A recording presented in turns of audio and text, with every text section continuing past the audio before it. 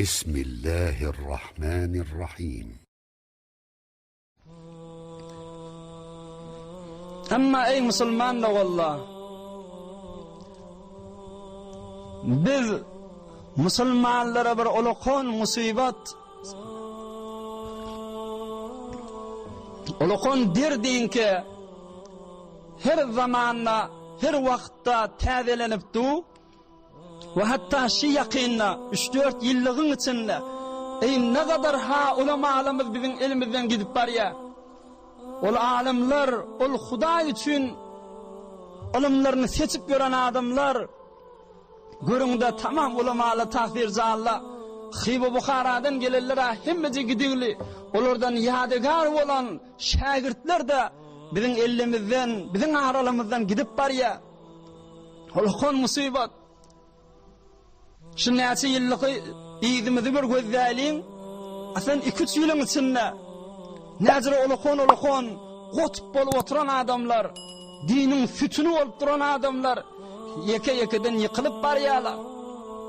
Talay ahun tahfir, Mehmet Tağın ahun tahfirla, Halvat ahun tahfirla, Aziz ahun tahfirla, Bulada Kur'an ahun tahfirla.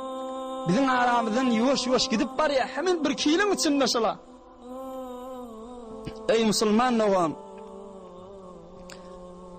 şu ulamaların yani yeke-yekeden dünyadan geçip barışı bileylin kıyametin alamatındandır.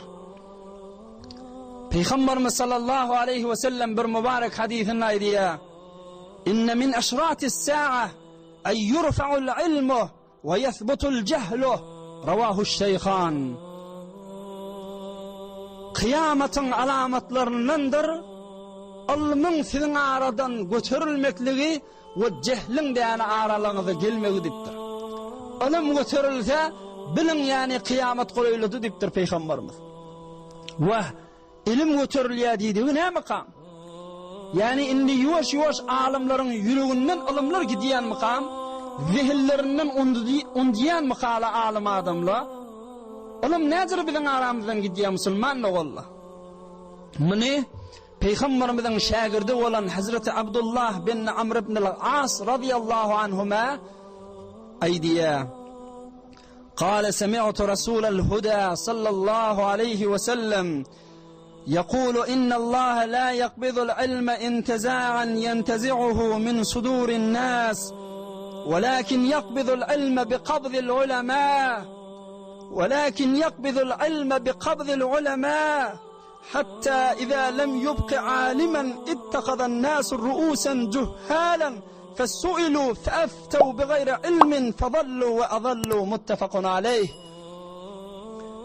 Peygamberimizden eşittim deyiptir. Peygamberimiz aytti.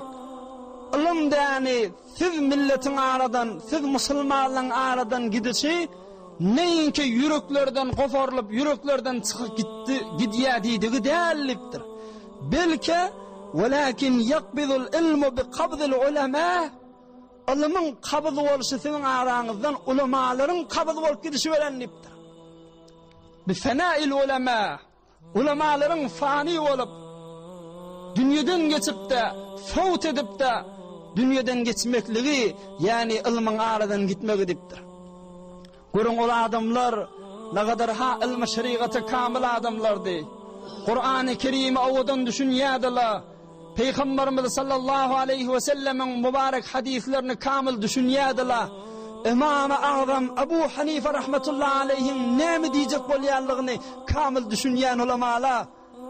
Necirek kıyın avaratlı kitapları düşünüyen ulamalar. Ama bizim aramızdan gittiler ve şoların ilmi de şola veren bir gitti. İlmin götürülüşü yani ulamaların götürülüşü velenliktir Peygamberimiz sallallahu aleyhi ve sellem. Huday Teala da Kur'an-ı Kerim'de aydiye Euzu billahi mineşşeytanirracim. Evelem yerev enna ne'til arda nanqusuha min etrafiha. Huday Teala aydiye aya görmeyemi enna ne'til arda nanqusuha min etrafiha. Bir şu kuru zemini yerde yani her yerraginden çetraginden koforar alarız diye. Çukurdur deyiptir Huday Teala. Yani näme diýdigi? Muny däni habrul ummet bolan, şu ummetin iňki birini daýaw bolan Hazreti İbn Abbas radiyallahu anh ta'wil eden nädiýe? Kharabuha bi mawt ulamaiha. Kharabuha bi mawt ulamaiha ve fuqahaiha ve ahli al-hayr minha. Kurey zeminin däni her ýerräklerinden kopmak diýdigi. Kurey zemin her guşa kenarları dargamak diýdigi. Yani şu guşa kenarda bir alim adamyň dünýeden geçmegi öğrenipdir.